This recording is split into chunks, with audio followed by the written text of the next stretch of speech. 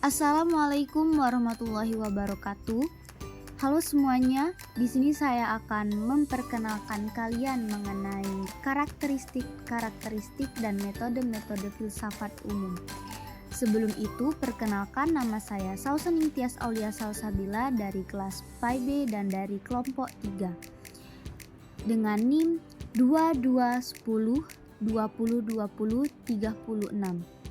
Langsung saja saya akan menyebutkan dan menjelaskan karakteristik filsafat umum menurut beberapa para ahli filsafat. Yang pertama ialah menurut Ali Mudofir. Menurut Ali Mudofir, karakteristik filsafat memiliki 8 karakteristik. Yang pertama ialah berpikir secara radikal, berpikir secara universal, yang ketiga berpikir secara konseptual, yang keempat berpikir secara koheren dan konsisten, yang kelima berpikir secara sistematik, yang keenam berpikir secara komprehensif, yang ketujuh berpikir secara bebas, dan yang kedelapan pemikiran yang bertanggung jawab. Kemudian, menurut Sri Suprapto Wirodiningrat, karakteristik filsafat memiliki 3 karakteristik. Yang pertama ialah menyeluruh, yang kedua yaitu mendasar, dan yang ketiga yaitu spekulatif. Selanjutnya yaitu menurut Jan Hendrik Rapar, karakteristik filsafat memiliki 5 karakteristik. Yang pertama yaitu berpikir radikal, yang kedua mencari asas, yang ketiga memburu kebenaran, yang keempat mencari kejelasan, dan yang kelima berpikir rasional. Yang saya sebutkan tadi ialah macam-macam karakteristik filsafat umum dari beberapa pendapat para ahli filsafat. Di sini saya akan menjelaskan satu persatu karakteristik filsafat umum. Yang pertama ialah menurut Jan Hendrik Rapar. Yang pertama, A. Berpikir radikal. Berpikir radikal adalah karakter utama filsafat karena seorang filosof berpikir secara radikal sehingga dia tidak akan pernah terpaku pada fenomena suatu entitas tertentu. Ia tidak pernah berhenti hanya ada bentuk realitas tertentu. Pemikiran radikalnya akan selalu menyusut hasratnya untuk menemukan akar dari segala realitas, termasuk realitas-realitas pribadinya. Berpikir radikal adalah berpikir secara mendalam untuk mencapai akar masalah yang dihadapi. B. Mencari asas. Mencari asas paling esensial dari semua realitas, yaitu berusaha menemukan sesuatu yang merupakan esensi realitas. Dengan menemukan hakikat suatu realitas, maka akan diketahui dengan pasti dan menjadi jelas keadaan realitas tersebut. Oleh karena itu, mencari asas merupakan salah satu ciri atau ciri dasar filsafat. C. Memburu kebenaran. Berfilsafat berarti berburu kebenaran tentang segala sesuatu. Kebenaran yang tidak dapat dicapai adalah kebenaran yang tidak diragukan. Oleh karena itu, selalu terbuka untuk dipertanyakan kembali dengan diuji untuk mencapai kebenaran yang lebih hakiki. Dengan demikian, dapat ditegaskan bahwa kebenaran filsafat adalah mutlak dan final, tetapi terus bergerak dari suatu kebenaran ke suatu kebenaran baru tertentu. Kebenaran baru ini masih terbuka untuk diuji dan ditinjau kembali hingga menemukan kebenaran yang lebih meyakinkan. D. Mencari kejelasan. Filsafat berarti berusaha mendapat kejelasan tentang seluruh realitas. Geisler dan Feinberg mengatakan bahwa ciri khas penelitian filosofis adalah pengejaran yang intens terhadap kejelasan intelektual.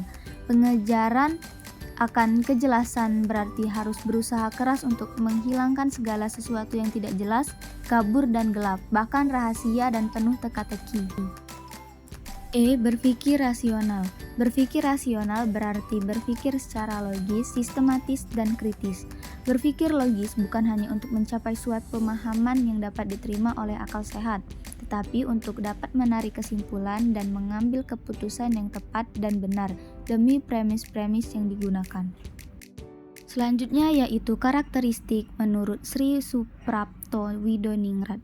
Menurut beliau, filsafat memiliki 3 karakteristik. Yang pertama yaitu menyeluruh, artinya pemikiran yang luas karena tidak membatasi diri dan bukan hanya ditinjau dari satu sudut pandangan tertentu. Yang kedua yaitu mendasar, artinya pemikiran yang dalam sampai kepada hasil yang fundamental atau esensial objek yang dipelajarinya sehingga dapat dijadikan dasar berpijak bagi segenap nilai dan keilmuan. Jadi tidak hanya berhenti pada periferis atau kulitnya saja, tetapi sampai tembus ke dalam-dalamnya. Yang ketiga ialah spekulatif. Artinya, hasil pemikiran yang didapat dijadikan dasar bagi pemikiran selanjutnya. Hasil pemikirannya selalu dimaksudkan sebagai dasar untuk menjelajah wilayah pengetahuan baru.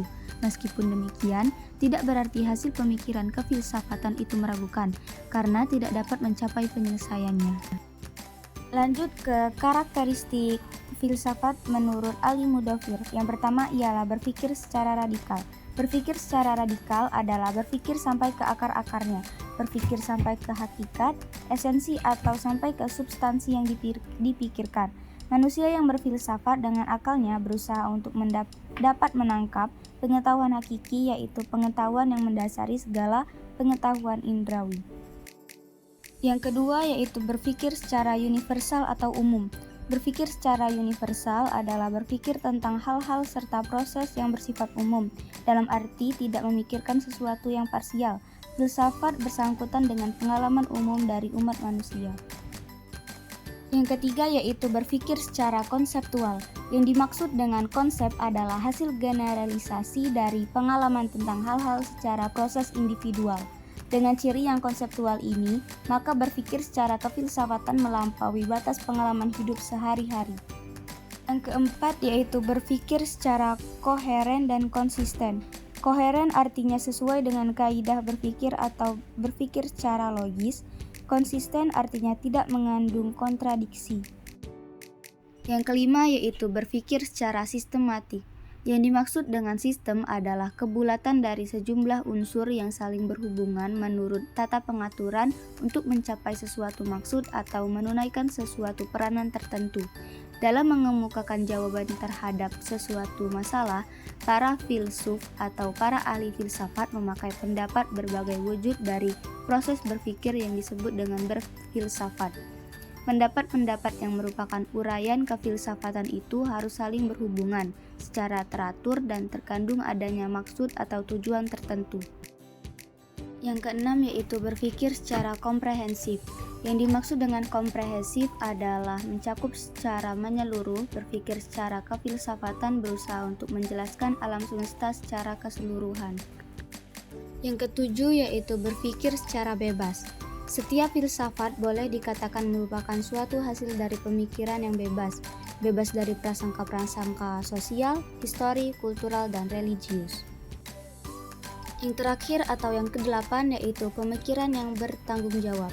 Seseorang yang berfilsafat adalah orang yang berpikir sambil bertanggung jawab. Bertanggung jawaban yang pertama terhadap hati nuraninya sendiri. Di sini tampaklah hubungan antara kebebasan berpikir dalam filsafat dengan etika yang melandasinya. Fase berikutnya adalah cara bagaimana ia merumuskan pikiran-pikirannya agar dapat dikomunikasikan pada orang lain. Selain karakteristik filsafat, saya juga akan menyebutkan mengenai metode-metode filsafat. Di sini terdapat metode-metode filsafat menurut Anton Becker. Menurut beliau, metode-metode filsafat ada 10 metode. Yang pertama yaitu metode kritis sebagaimana juga dikembangkan oleh Socrates dan Plato. Yang kedua, metode intuitif oleh Plotinus Bergson. Yang ketiga, metode skolastik oleh Thomas Aquinas. Yang keempat, metode geometris oleh René Descartes. Yang kelima, metode eksperimental oleh David Hume.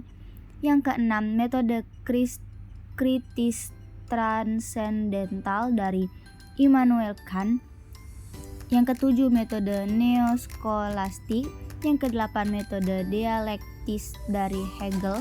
Yang kesembilan, metode fenomenologis Husserl dan eksistensialisme. Yang ke-10 atau yang terakhir yaitu metode analitika bahasa dari Ludwig Wittgenstein. Mungkin itu saja dari saya mengenai karakteristik dan metode-metode filsafat umum. Mohon maaf jika terdapat kesalahan, mohon diperbaiki. Semoga bermanfaat dan wassalamualaikum warahmatullahi wabarakatuh.